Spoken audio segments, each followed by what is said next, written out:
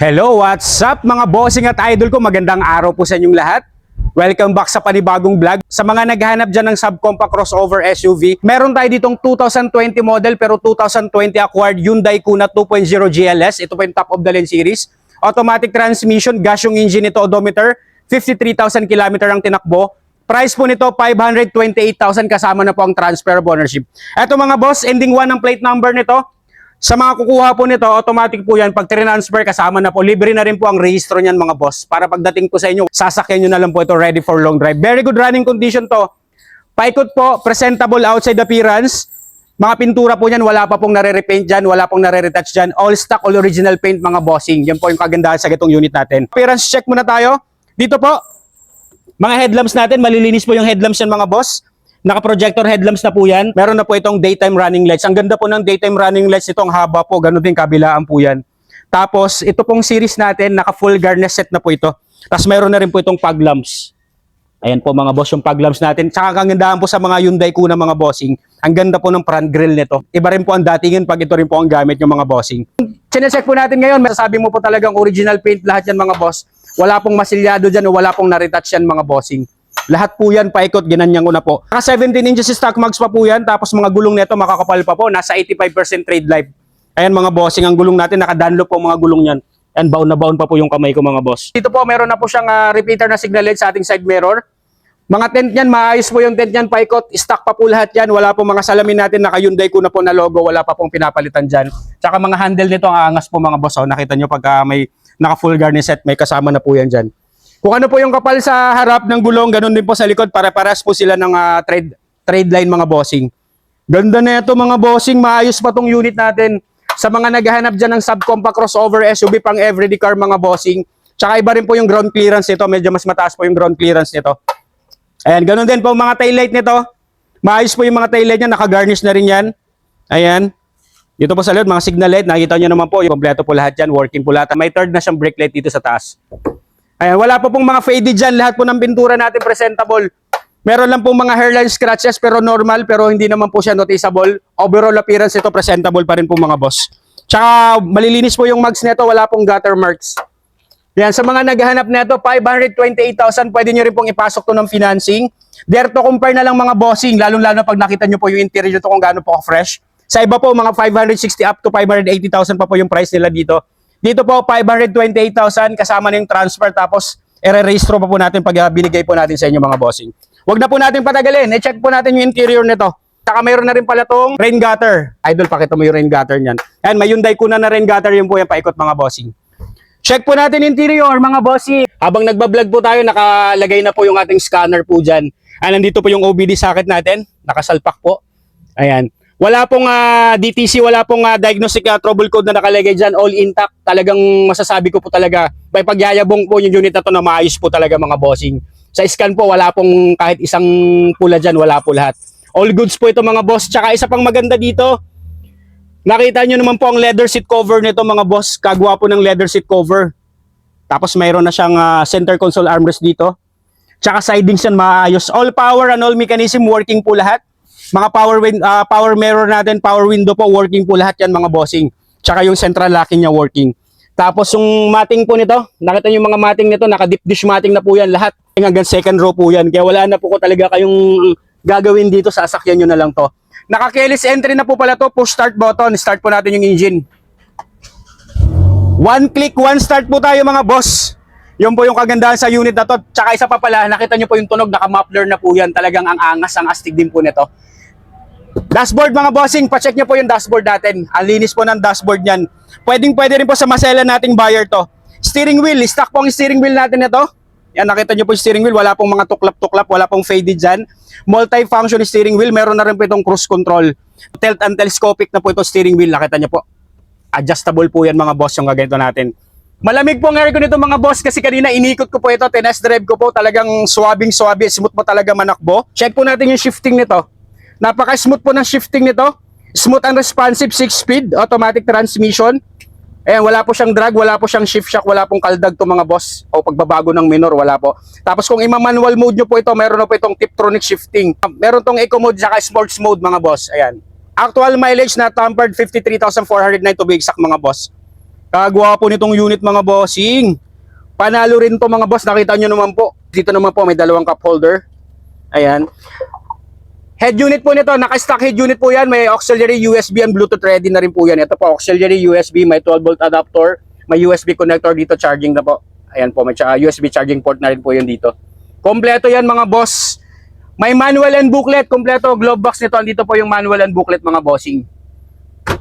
Malamig ang aircon with automatic climate control. Ceiling nito, headliner, malinis po ang headliner nito mga boss. Nakita nyo naman po, mayroon tayong vanity mirror, may ilaw din po dito, working din po yan. Ganon din po dito sa kabilang side. Ayan. Ayan mga bossing. Lahat po intact, wala pong mga mancha-mancha ang ceiling nito, ang headliner nito, panalo po ito. Ayan mga boss, second row nito, ganon din po. Naka-deep dish matting na rin po yan, pero kahit tuklapin nyo po yung deep dish matting yan, nakita nyo po yung stock na matting dyan. Maayos po yung mga matting neto mga bossing. Tsaka maganda po pag naka-deep dish matting, doon dyan mo makikita talagang malinis ang ilalim niyan kasi napoprotektahan ng stock carpet niyan mga bossing. Ayan, naka-leather seat cover. Maayos pa po yung leather seat cover na to. Wala pong mga punet, wala pong crack. Legroom tsaka headroom nito mga bossing. Ayan, maluwag pa po ang nito, maluwag po ang space nito sa second row mga boss. Ayan, naka-muffler na po yan. Swabing-swabe manakbo. Ayan, check nyo po yung ating trunk space nito. Nakita nyo naman po yung trunk space nito. Naka-trunk tray na rin po. Ayan. Pero kahit tuklapin nyo po yan, reserbang gulong bago pa, hindi pa po nagagamit yan. Kompleto ng tools. Paikot po itong mga unit natin. Wala po itong bangga. 100% no accident history. 100% not flooded unit po ito. Kompleto na po yung papel nito. Ready for transfer mga boss. Talagang mas maganda po pag mapuntahan nyo po na actual para mas ma-appreciate nyo po kung gaano siya kaganda. Check po natin yung engine bay nito. Papakita ko rin po sa inyo yung battery health nito. Nagawa po niyan mga bossing oh. Ganda ng daytime running lights yan. Ayan mga boss. So 13.88 agad yung volts niya po. Ayan, battery test po tayo. Before charge, regular battery. Ayan mga bossing, good battery po tayo. Ayan, 100% healthy yung battery. Naka-charge 100%, 13.89 volts. Ayan mga ito po kasi 13.89 mga bossing. Goods na goods po ang battery niyan. Pag bumagsak po ng mga 8.5 yan, ibig sabihin weak battery ka na yan. Internal resistance natin 2.87 po ohms. Good battery. So goods po yung battery nito mga boss. Naka-Amaron battery po ito. Yung engine bay nito, wala naman pong oil leakage yan. Wala po itong overheat history mo. Okay po yung cooling system na to. Naka-colon po yan. No talsik, no usok, no blow by mga bossing. Powered by a 2.0 liter gasoline engine that produces 147 horsepower at 179 Newton meter of torque mga boss. Very good running condition, tsaka swabing-swabe po manakbo. Nakita nyo naman engine bay po. Napaka-smooth po ng andar neto. Sasakyan mo na lang to, ready for long drive. Highly recommended po. Best buy unit. Next unit natin mga bossing, sa mga naghahanap po dyan ng first car nila, meron po tayo ditong 2019 model pero 2020 acquired Mitsubishi Mirage 1.2 GLX. Automatic transmission, gas yung engine nito, odometer 83,000 km ang tinakbo. Price po nito 388,000 kasama na po ang transfer of ownership mga boss. Etong unit po natin, lady first owner, will maintain unit po ito mga bossing, very good running condition. Paikot mga boss, makinis po ito, wala po itong gas-gas, walang dent. Appearance check muna tayo. Ayan po mga boss, yung headlight niyan, malilinis po yung headlight niyan. Naka-LED na po ang headlamps niyan. Meron na rin itong aftermarket na fog lamps mga boss. Yung mga GLX model po kasi na mga stock wala pa pong fog lamps. Ito meron na po itong aftermarket, nilagyan na po ng fog lamps yan para po mas maganda tingnan. Ending 1 ang plate number, registered yan hanggang January 2026 mga boss. Ganon din po kung ano po yung linaw ng ilaw po dun sa kabila, ganon din po dito sa side na to. Ayun, wala pong paninilaw, wala pong crack yan. Naka-LED na po yung mga ilaw niyan. Tsaka ito po, naka-garnish na rin po ito, naka-full garnish set. Ayan, nakita nyo naman mga bossing kung gaano po kaayos po yung mga pintura nito. Naalagaan niya rin to. Isa pang na-upgrade na ginawa dito, naka 15 inches mugs na po yan. Wala pong gutter marks ang mugs niyan. Tapos mga gulong neto, 2023 production date. Makakapal pa pong mga gulong niyan, nasa 90% trade life pa po mga boss. Maayos pa to sa mga naghahanap po dyan ng parts car nila pang everyday use. Pwede to mga boss pang pasok-pasok sa work. Tsaka maganda po dito, matipid po ito sa gasolina yung ganito nating model ng Mirage. Kahit po yung mga frame niyan sa taas, ayan, wala pong mga masilyado dyan mga bossing. Taillight, check nyo po yung taillight nito mga bossing. Ayan, maayos po yung mga taillight niyan. Wala pong mga lamat-lamat dyan. Well preserved po itong unit natin. Alagang-alaga niya talaga yung unit. Nakita nyo naman po ang appearance nito. Maayos pa talaga to. Tapos naka-shark fin antena na rin po ito. Wala pong mga, yung roof niyan, wala pong mga faded mga boss. Meron na rin tong rain gutter. Malilinis po yung mga tent nito, mga salamin. Naka-stock pa po lahat yan mga boss. Check po natin yung interior nito. Ayan, scanning pa po tayo mga bossing. Isa rin po na upgrade na ginawa dito. Naka leather seat cover. Ang ganda po ng kombinasyon ng cover net, ng leather seat cover nito mga boss. Nakatutong leather seat cover na to. Tapos bagay na bagay niya sa mga black niyang sidings. Maayos po yung mga sidings niyan. Pati yung dashboard maayos po. Presentable talaga to mga boss. Deep dish matting para po napipreserve po talaga yung mga matting na pang ilalim niyan. Ayan, maayos po yung mga matting niyan mga bossing. Ayan, scanning. Tsaka ito mga bossing. Ayan, mayroon na rin itong center console armrest mo mga boss. Dalawang susi po kasama po nito. Ayan, start po natin yung engine mga bossing. One click, one start. Open po natin yung aircon. Naka-stock stereo pa po ito mga boss. Tsaka swabing-swabe po, naka-muffler din po ito. Astig na astig din po ang datingan nito. Ay, malamig po ang aircon with automatic climate control mga bossing. Check nyo po actual mileage na tampered, 83,904 to be exact mga boss. Ayan, original mileage po yan mga bossing.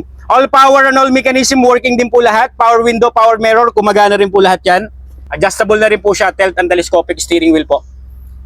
Naka-dual SRS airbag. Check nyo naman po mga boss kung paano naman po naalagaan to. Ang linis po ng ceiling neto. Ang nagustuhan ko dito, may armrest na siya. Tapos ang ganda ng seat cover. Naka-deep dish matting. Wala ka nang hahanapin pa. Sa mga naghahanap dyan ng pasok sa budget nyo na first car nyo mga boss, panalo tong Mitsubishi Mirage natin. Shifting natin ito, napaka-swabe po, napaka-smooth, wala pong shift shock. CVT transmission na po ito. Ayan, CVT transmission. Napaka-smooth po ng andar nito. Check nyo po, scan natin mga bossing. Wala pong fault code yan mga boss. Diagnostic natin, wala pong trouble code dyan. Ayan, goods na goods po yung engine nito, transmission, maayos tong unit, aircon, gumagana. Lahat ng mga power window, gumagana. Power mirror natin, gumagana rin po yan mga boss. Masusi po natin sinecheck lahat yan. Para naman po pagdating sa inyo, wala na kayong gagawin, sasakyan nyo na lang po ito. Check po natin second row na ito. Ayun, ganun din pa sa second row mga boss. Naka-deep dish matting din yan. Nakita nyo naman yung ilalim yan, kung gaano rin kalinis. Maganda po pag naka-deep dish matting yung sasakyan mo. Para kahit tag-ulan, hindi kayo mag-worry na mababasa yung carpet nyo, hindi siya mangangamoy kulob o ganun. Yan po ang kagandahan nito. Ganun din po sa second row. Yung upuan natin, naka-leather seat cover, wala po mga punit yan. Kaya ano pang inaantay nyo mga bossing, paunahan na lang po kayo, pwede nyo rin pong ipasok to ng financing, low down payment, pwede to. 100% wala rin pong accident history yan, tapos 100% not flooded unit. Yun po yung lagi nating sinisiguro po sa mga unit natin. Tsaka syempre yung mga papel, kompleto, ready for transfer po tayo. Ayan, goods na goods naman po dito, legroom tsaka headroom, okay naman po ito kahit sedan po. Panalo rin po dito, panalo ka rin po dito, tsaka pang everyday use, kagaya na sabi ko kanina, napakatipid po nito sa gas. Check natin yung trunk space nito. And check nyo naman po yung trunk space natin ito mga boss kung gaano ka-intact po. And nakikita nyo naman po sa mga matting pa lang po talagang makikita nyo kung paano rin talagang mag-alaga yung first owner natin. And may reserbang gulong, may tools, may jack, kompleto po yan. Alinis po rin po ng loob nyan mga bossing. Walang pintas, pwede sa masasela nating buyer. And check po natin engine bay nito, just battery check po tayo. And mga boss, check nyo naman po kung gaano po kaganda yung LED headlamps nyan. Tapos yung pag-lamps niya kulay dilaw. Maliwanag po yan, lalo-lalo po pag gabi mga boss. Check nyo naman po yung mga frame yan, intact na intact po yung mga frame yan. Wala rin po itong oil leakage, wala rin po itong overheat history po mga boss. Goods na goods po yung cooling system nito. 100%. Ayan, no talsik, no usok, no blow by mga boss. May mga kasa markings pa po yan, wala pa po itong engine repair po na ginawa sa kanya mga boss. Talagang sasakyan nyo na lang to, ready for long drive. Ito naman pong Mitsubishi Mirage natin, powered by a 1.2 liter 3-cylinder gasoline engine that produces 78 horsepower at 100 Newton meter of torque mga boss.